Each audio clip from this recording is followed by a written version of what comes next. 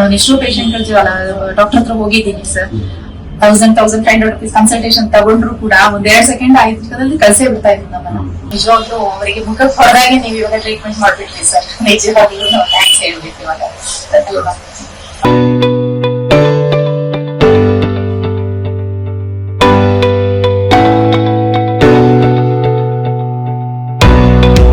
ಸಿಕ್ಕಿದ್ರೆ ಹೇಳ್ತೇನೆ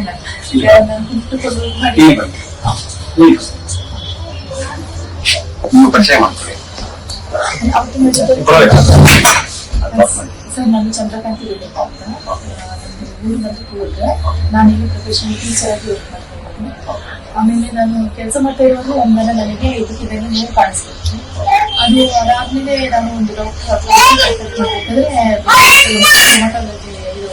ಹೋಗಿದ್ದೆ ಸರ್. ಅಲ್ಲಿ ರುಮಟೈಡ್ ಆರ್ಥರೈಟಿಸ್ ಅಂತ ಕನ್ಫರ್ಮ್ ಮಾಡಿ ಅವ್ರು ನನಗೆ ಹೇಳಿದ್ರು. ಅದಾದ್ಮೇಲೆ ನೆಕ್ಸ್ಟ್ ನನಗೆ ಕಂಟಿನ್ಯೂ ಮಾಡಿಕೆ ಆಗಿಲ್ಲ. ಅಷ್ಟು ಇಷ್ಟವಾಗ ನಮ್ಮ ಪ್ರೊಫೆಷನ್ ಬಂದ್ಬಿಟ್ಟು ಟೀಚಿಂಗ್, ರೈಟಿಂಗ್, ಬ್ಲಾಕ್ ಬೋರ್ಡ್ ಅಲ್ಲಿ ಬರೆಯೋದು. ಕೈ ಎತ್ತಕ್ಕಾಗಲ್ಲ, ಕಾಲು ನಿಂತ್ಕೊಳ್ಳೋಕ್ಕಾಗಲ್ಲ. ಅದೇ ಅಲ್ವಾ ನಮ್ಗೆ ಮೇನ್ ಟೀಚರ್ಸ್. ಹಾಗಾಗಿ ನನಗೆ ಜಾಬ್ ಬಿಡ್ಬೇಕಾಯ್ತು. ಇವಾಗ 7 years ಇಂದ ನಾನು ಸಫರ್ ಆಗ್ತಾ ಇದ್ದೀನಿ.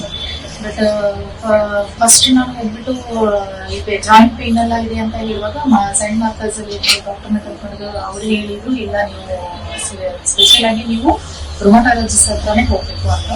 ಅದಾದ್ಮೇಲೆ ಡಾಕ್ಟರ್ ಹತ್ರ ನಾನು 2-3 ಡಾಕ್ಟರ್ ಹತ್ರ ಹೋಗಿ ಕನ್ಸಲ್ಟ್ ಮಾಡಿದೆ. ಅವ್ರನ್ನ ಸ್ಪೆಸಿಫಿಕ್ ಆಗಿ ಕನ್ಸಲ್ಟ್ ಮಾಡಿದೆ. ಅವ್ರು ಹೇಳಿದ್ರು, ಮೇಡಮ್ ನಿಮ್ದೆಲ್ಲ ಡಿಫಾರ್ಮ್ ಹೋಗ್ಬಿಟ್ಟಿದೆ, ಇವಾಗ ಎಷ್ಟು ನಿಮ್ದು ಪಾರ್ಟ್ಸ್ ಎಲ್ಲ ಕೊಲೆಕ್ಸ್ ಆಗಿದೆ, ಅದನ್ನ ಪ್ರಿಪೇರ್ ಮಾಡಕ್ಕಂತೂ ಆಗಲ್ಲ, ನೆಕ್ಸ್ಟ್ ಬರದಾಗೆ ನಾವು ಮಾಡ್ಕೊಡ್ತೀವಿ ಅಂತ ಹೇಳಿದ್ರು. ದೊಡ್ಡ ದೊಡ್ಡ ಹಾಸ್ಪಿಟ್ಲಿಗೆ ಹೋಗಿದೆ ಸರ್. ಅವಾಗ ತುಂಬಾನೇ ಹೆಚ್ಚು ಕಮ್ಮಿ 1 ಲಕ್ಷ ಮೇಲೆ ದುಡ್ಡು ಖರ್ಚಾಗೋಯ್ತು. ಒಂದ್ಸಲ ನನ್ನ ಆರೋಗ್ಯ ಸರಿ ಆದ್ರೆ ಸಾಕಪ್ಪ ಅಂತ ಹೇಳಿ. ಅಂದ್ರೆ ಮನೇಲಿ ನಾನು ಎಲ್ಲ ಕೆಲಸ ನಾನೇ ಮಾಡ್ಕೋಬೇಕು. ಓದೋ ಮಗ ಕಾಲೇಜಿಗೆ ಹೋಗೋದು, ಅವನಿಗೂ ನನ್ನ ಎಲ್ಲ ಮಾಡಿ, ನಮ್ಮ ಮಕ್ಕಳಿಗೆ ಟ್ಯೂಷನ್ ಬೇರೆ ನಾನು ಮನೆಗೆ ಮಾಡ್ತಾ ಇದ್ದೀನಿ. ಹಾಗಾಗ್ಬಿಟ್ಟು ಅಡಿಗೆಯಿಂದ ಪ್ರತಿಯೊಂದು ನಾನೇ ಇದು ಮಾಡ್ಕೋಬೇಕಾಗಿತ್ತು. ಒಂದ್ಸಲ ನನ್ನ ಕಾಲ್ಕೈ ಸರಿಯಾದ್ರೆ ಸಾಕಪ್ಪ ಅಂತ ಆಯುರ್ವೇದಿಕ್, ಹೋಮಿಯೋಪತಿ, ಅಲೋಪತಿ ಎಲ್ಲಾ ಕಡೆ ಮತ್ತೆ ಇಲ್ಲೂ ವಾಸಿ ಆಗಿಲ್ಲ. ಆಮೇಲೆ ನನ್ಗೆ ಆಯ್ತು ಇಷ್ಟೇ ಅಂತ ಹೇಳ್ಬಿಟ್ಟು ನಾನು 6 ತಿಂಗಳಿಂದ ಡಿಸೈಡ್ ಮಾಡ್ಬಿಟ್ಟಿದ್ದೆ. ದೇವ್ರಿಗೂ ಬೇಡ್ಕೊಳ್ತಾ ಇದೆ, ದೇವಸ್ಥಾನಕ್ಕೆಲ್ಲ ಹೋಗ್ತೀನಿ ವಾರಕ್ಕೊಂದ್ಸಲ. ಅಲ್ಲಿ ದೇವ್ರಿಗೆ ಹೀಗೆ ಬೇಡ್ಕೊಡು, ಒಂದು ವಾಸಿ ಮಾಡಮ್ಮ, ಇಲ್ಲಾಂದ್ರೆ ಪರ್ಮನೆಂಟ್ ಆಗಿ ನನ್ನ ತಗೊಂಡು ಹೋಗ್ಬಿಡು ಅಂತ. ಅಂದ್ರೆ to be frank I am telling it sir. ಅಷ್ಟು ಯಾಕೆ ನಾನು ಇದ್ರೂ ನಾನು ಡೆಡ್ ಬಾಡಿ ತರನೇ ಮನೆಗೆ ಮಲ್ಗೋದು ಮಗನ ಕರಿಬೇಕು, ಇಸ್ಬೇಕಾದ್ರೆ ನಂದು ಇಲ್ಲಿ ಹಿಡ್ಕೊಳ್ತಾ ಇತ್ತು, ಎದೆಬೇಕಾಗ್ತಾರೆ, ಸಪೋರ್ಟ್ ಆಗ್ತಾ ಇರ್ಬೇಕು. ಕೈ ಬರಲ್ಲ, ಕಾಲು ಬರಲ್ಲ. ನಾನು 7 ಟೈಮಲ್ಲಿ ನನ್ನ ಮಗ ಇಲ್ಲಿಗೆ ಸಪೋರ್ಟ್ ಮಾಡಿ ಕೈ ಹೀಗೆ ಇಡುವಾಗ ನಾನು ಎದ್ದೇಳ್ತಾ ಇದ್ದೆ. ಅಷ್ಟು ಪ್ರಾಬ್ಲಮ್ ಆಗ್ತಾ ಇತ್ತು. ಹಂಗಾಗ್ಬಿಟ್ಟು ನನ್ನ ಆಗೋಯ್ತು ಮುಗಿತು. ನಾನಿನ್ನು ಮೊದಲಿನ ಸ್ಟೇಜ್ ಬರೋ ಇದೇ ಇಲ್ಲ ಅಂತ ಹೇಳ್ಬಿಟ್ಟು ನಾನು ಡಿಸೈಡ್ ಮಾಡಿದ್ದೀನಿ. ಆಮೇಲೆ ಒಂದಿನ ಹಾಗೆ ಸುಮ್ಮನೆ ಇರ್ಬೇಕಾದ್ರೆ ಯೂಟ್ಯೂಬ್ ಬಂದಿಲ್ಲ. ಅಂದ್ರೆ ದೇವ್ರ ಹತ್ರ ನಾನು ದೇವ್ರನ್ನು ಬೈಕೊಂಡಿರೋದು ನಿಜಾನೇ.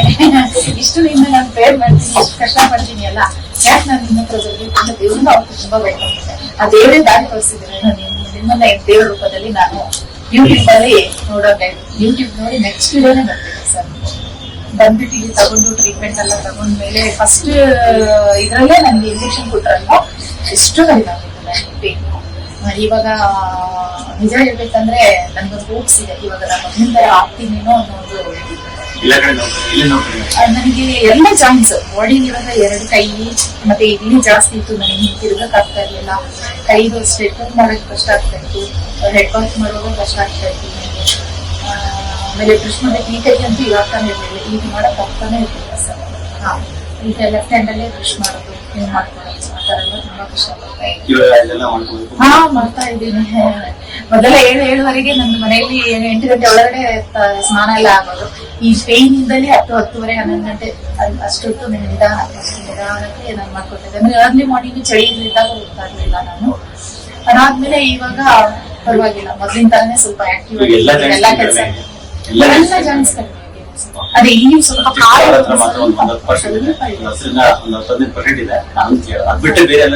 7 ವರ್ಷದಲ್ಲಿ ವಾಸಿ ಆಗಿದ್ದ ಕಾರಣ 7 ದಿನದಲ್ಲಿ ನೀವು ಅಷ್ಟು ಕಡಿಮೆ ಮಾಡಿದ್ದೀರಿ ಅಲ್ವಾ? ದಟ್ ಈಸ್ ಗ್ರೇಟ್ ಅಲ್ವಾ? ನಿಜವಾಗ್ಲೂ ಮಿರಾಕಲ್.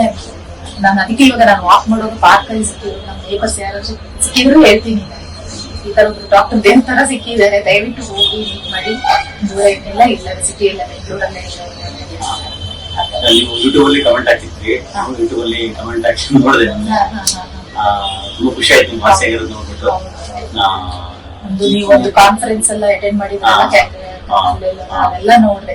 ಬಟ್ ಅವಾಗ್ಲೇ ನನ್ಗೆ 100% ತುಂಬಾನೇ ಕ್ವಾಲಿಫಿಕೇಶನ್ ಗಿಂತ ನಿಮ್ದು ಒಂದು ಇದಿದೆ ಅಲ್ವಾ, ನೀವು ಮಾತಾಡೋದು ಇಲ್ಲಿ ಪೇಷಂಟ್ ಜೊತೆ ಆ ತಾಳ್ಮೆಯಿಂದ ಇರ್ಬೋದು. ನಾನು ಎಷ್ಟೋ ಪೇಷಂಟ್ಗಳು ಡಾಕ್ಟರ್ ಹತ್ರ ಹೋಗಿದ್ದೀನಿ ಸರ್, 1,500 rupees ಕನ್ಸಲ್ಟೇಷನ್ ತಗೊಂಡ್ರು ಕೂಡ 1-2 ಸೆಕೆಂಡ್ 5 ನಿಮಿಷದಲ್ಲಿ ಕಳ್ಸೇ ಬಿಡ್ತಾ ಇದ್ರು ನಮ್ಮನ್ನ. ಅವ್ರು ಕೂತ್ಕೊಂಡು ನಮ್ಮ ಏನಿದೆ ಅವ್ರದ್ದು ಫೀಡ್ಬ್ಯಾಕ್ ತಗೋಬೇಕಲ್ವಾ, ಕೇಳ್ತಾ ಇರ್ಲಿಲ್ಲ. ನಾನು ಅದೇ ಹೇಳ್ದೆ, ನಾನು ಲೈಫ್ ಅಲ್ಲಿ ಇಂಥ ಡಾಕ್ಟರ್ ಎಲ್ಲೂ ನೋಡಿಲ್ಲ. ಒಳ್ಳೇದಾಗ್ಲಿ ಸರ್ ನಿಮ್ಗೂ. ವಯಸ್ಸು ಚಿಕ್ಕದು, ನಮ್ಮಂತ ವಯಸ್ಸಾದವ್ರನ್ನ ನೀವು ಎಷ್ಟು ರಿಪೇರ್ ಮಾಡಿ ಈ ಮಟ್ಟಕ್ಕೆ ತಂದಿದ್ದೀರಲ್ಲ, ದೇವ್ರು ನಿಮ್ಗೂ ಒಳ್ಳೇದು ಮಾಡಿ. ನೀವು ಫಸ್ಟ್ ಟೈಮ್ ಬಂದ ನೆನಪಿದೆ, ತುಂಬಾ ಕಣ್ಣೀರ್ ಹಾಕಿದ್ರಿ, ಹಾಕ್ಬಿಟ್ಟೆ ನಿಮ್ ಜೊತೆ. ನಿಂತರ ನನ್ಗೂ ಒಬ್ಬ ಮಗ ಇದ್ದಾನೆ. ಈಗ ಅವ್ರಿಗೆ ಎಜುಕೇಶನ್ ಪ್ಲಸ್ ಸ್ವಿಗ್ಗಿ ಮಾಡ್ತಾರೆ, ಮತ್ತೆ ಟೀಚಿಂಗ್ ಮಾಡ್ಬೇಕು. ನಾನು ಟೀಚಿಂಗ್ ನಿಲ್ಸ್ಬಿಟ್ಟಿದ್ದೀನಿ. ಮೇಡಮ್ ಟೀಚಿಂಗ್ ಹೋಗ್ತೀರಿ ನೀವು? ನೀವು ರೀಜನ್ ಆಗಿ ನನ್ ಮಗನಿಗೆ ಎಜುಕೇಶನ್ ಕಂಟಿನ್ಯೂ ಮಾಡ್ತಾನೆ. ಅವನ ಅದೇ ಇವಾಗ ಡಿಪ್ಲೊಮಾ ಮಾಡಿಸಿದೆ ನಾನು. ಅವನು ಇಂಜಿನಿಯರಿಂಗ್ ಮಾಡ್ಬೇಕಂದ್ರೆ ತುಂಬಾ ಇತ್ತು ಅವನಿಗೆ. ನಾನು ಹೇಳಿದೆ ನಂದು ಆಯಸ್ಸು ಗೊತ್ತಿಲ್ಲ ಮಗನೇ, ನಾನು ಈ ತರ ಇರೋದು ನನಗೆ ಅಂದ್ರೆ we had some problems personally ಹೇಳ್ಬೇಕಾದ್ರೆ. ಅವಾಗ ಮಗನಿಗೆ ನಾನೇ ಅವನಿಗೆ ಸಪೋರ್ಟ್ ಆಗಿ ಎಲ್ಲಾ ರೀತಿಯಲ್ಲಿ ಇರೋದು. ಅದಕ್ಕೆ ನಾನು ಹೇಳ್ಬಿಟ್ಟಿದ್ದೆ, ನೀನ್ ನನ್ ಡಿಪೆಂಡ್ ಆಗ್ಬೇಡ, ಡಿಪ್ಲೊಮಾ ಆದ್ಮೇಲೆ ಪಾರ್ಟ್ ಟೈಮ್ ಏನಾದ್ರು ಒಂದು ಕೆಲಸ ನೋಡು, ಆಮೇಲೆ ದೇವ್ರು ನನ್ ಚೆನ್ನಾಗಿ ಇಟ್ರೆ ನಿನ್ನ ನಾನು 23 ವರ್ಷ ಓದಿಸ್ತೀನಿ. ಬಟ್ ಇವಾಗ ನನ್ಗೆ ಕಾನ್ಫಿಡೆನ್ಸ್ ಬಂದಿದೆ, ನನ್ನ ಮಗನ ಜೊತೆನೂ ಅದೇ, ಖಂಡಿತ ನಿನ್ನ ಓದಿಸ್ತೀನಿ, ಖಂಡಿತ ನೀನು ಒಳ್ಳೇದ್ ಮಾಡ್ತಾರೆ. ಇಷ್ಟು ನನಗೆ ಒಂದ್ ವಾರದಲ್ಲಿ ಇಷ್ಟು ಇದಾಗಿದೆ ಅಲ್ಲ, ನಾನು ನಿಮ್ಗೆ ಸಪೋರ್ಟ್ ಮಾಡ್ತೀನಿ, ನೀನು ನನ್ಗೆ ಸಪೋರ್ಟ್ ಮಾಡ್ಬೇಕು ಅಂತ ಹೇಳ್ಬಿಟ್ಟು ಓದೋದ್ರಲ್ಲಿ ಅವನಿಗೂ ಖುಷಿಯಾಗಿದೆ. ಅವನಿಗೂ ಖುಷಿಯಾಗಿದೆ. ಬೆಳಿಗ್ಗೆ ಬರೋದಿಲ್ಲ, ಅವನು ಏನ್ ಮಾಡ್ತಾ ಇಲ್ಲ, ನಾನು ಇದು ಟ್ಯಾಬ್ಲೆಟ್ಸ್ ಪ್ಯಾಕೆಟ್ ಮರ್ಬಿಟ್ಟಿದೆ, ಟೇಬಲ್ ಮೇಲೆ ಇಟ್ಟಿದೆ, ಇನ್ಸ್ಟ್ರಕ್ಷನ್ ಎಲ್ಲ ತಗೊಂಡೆ. ಅವಾಗ ಅವನು ರೇಪಿಸ್ತಾ ಇದ್ದ, ಮಮ್ಮಿ ನೀನ್ ಜಾಸ್ತಿ ಮರ್ತೋಗ್ಬಿಟ್ಟಿದ್ಯಾ ಟ್ಯಾಬ್ಲೆಟ್ಸ್ ಕಿಟ್ಟು, ಅದನ್ನೇ ತಗೊಂಡು ಫಸ್ಟ್ ಅಂತ ಹೇಳಿ. ಆತರ ಅವನಿಗೂ ಒಂಥರ ಖುಷಿಯಾಗಿದೆ, ಮಮ್ಮಿ ರಿಕವರ್ ಆಗ್ತಾ ಇದ್ದಾರೆ. ಮಾಡ್ತಾ ಇದ್ದೀನಿ ಸರ್, ತುಂಬಾ ಚೆನ್ನಾಗಿ ಮಾಡ್ತಾ ಇದ್ದೀನಿ. ಸೇಫ್ಟಿ ಸಖತ್ ಆಗ್ತಾ ಇರ್ಲಿಲ್ಲ. ಬಟ್ಟೆ ಎಲ್ಲ ವಾಶ್ ಮಾಡ್ಬಿಟ್ಟು ಮಿಷಿನ್ ವಾಶ್ ಮಾಡಿ ಮಗನ್ ಕೊಡ್ತಾ ಇದೆ, ತಗೊಂಡೋಗ್ಬಿಟ್ಟು ಮೇಲ್ಗಡೆ ಹಾಕ್ಬಿಟ್ಟು ಅಂತ ಆದ್ಮೇಲೆ ತಗೊಂಡ್ ಬಂತ ಅವನಿಗೆ ಹೇಳ್ತಾ ಇದ್ದೀನಿ. ನಾನೇ ಹೋಗಿ ಆರಾಗ್ತಾ ಇದ್ದೀನಿ, ತಗೊಂಡ್ ಬರ್ತಾ ಇದ್ದೀನಿ, ಮಾಡ್ತಾ ಇದ್ದೀನಿ. ಏನು ಮಾಡಕ್ಕಾಗ್ತಾ ಇಲ್ಲ, ಮಗನ ಡಿಪೆಂಡ್ ಆಗಿದ್ದೀನಿ, ಸಪೋರ್ಟ್ ಎಲ್ಲ ಮಾಡ್ತೀನಿ. ಹೇಳ್ಬಿಟ್ಟಿದ್ರು ಡಾಕ್ಟರ್ಸ್, ಇದು ವಾಸಿ ಆಗೋದಂತ ಕಾಯಿಲೆ ಅಲ್ಲ. ನಾನು ಓದಕ್ ಫಸ್ಟೇ ಅದಕ್ಕೆ ಹೇಳಿರೋದು. ಅದೇ ಹೇಳ್ತಾ ಇದ್ದೆ ನಾನು, ಸರ್ ಎಷ್ಟು ದುಡ್ಡಿದ್ರು ಆರೋಗ್ಯ ಮೈನ್, ಬಟ್ ಈಗ ವಾಸಿಯಾಗಿ ಗೊತ್ತಾಗ್ಲಿಲ್ಲ ಅಂತ. ಖಂಡಿತ ಈ ಕಾಯಿಲೆ ರುಮಟೆಡ್ ಆರ್ಥರೈಟಿಸ್ ಬಂದ್ರೆ ಖಂಡಿತ ವಾಸಿ ಆಗಲ್ಲಮ್ಮ. ಬಟ್ ಇನ್ನು ಬರದಾಗೆ ಯಾವ್ಯಾವ ಜಾಯಿಂಟ್ ಎಫೆಕ್ಟ್ ಆಗಿಲ್ಲ, ಆಲ್ಮೋಸ್ಟ್ ಎಲ್ಲ ಎಫೆಕ್ಟ್ ಆಗ್ಬಿಟ್ಟಿತ್ತು ನನಗೆ. ಇನ್ನು ಬರದಾಗೆ ಬೇಕಾದ್ರೆ ನಾವು ಕಂಟ್ರೋಲ್ ಮಾಡ್ತೀವಿ ಅಂತ ಹೇಳಿ ನಿಜವಾಗ್ಲೂ ಅವರಿಗೆ ಮುಖಕ್ಕೆ ಹೊರದಾಗೆ ನೀವು ಇವಾಗ ಟ್ರೀಟ್ಮೆಂಟ್ ಮಾಡ್ಬಿಟ್ರಿ ಸರ್. ನಿಜವಾಗ್ಲೂ ನಾವು ಥ್ಯಾಂಕ್ಸ್ ಹೇಳ್ಬೇಕು ಇವಾಗ. ಏನಂದ್ರೆ ಈ ಕಾಯಿಲೆಗಳು ಇವು ಮೇನ್ ನಾವು ಮಲ್ಟಿ ಡೈಮೆನ್ಷನ್ ಟ್ರೀಟ್ಮೆಂಟ್ ಕೊಡ್ತೀವಿ, ಆದ್ರೆ ಒಂದೇ ಡೈಮೆನ್ಷನ್ ಟ್ರೀಟ್ಮೆಂಟ್ ಕೊಡಲ್ಲ.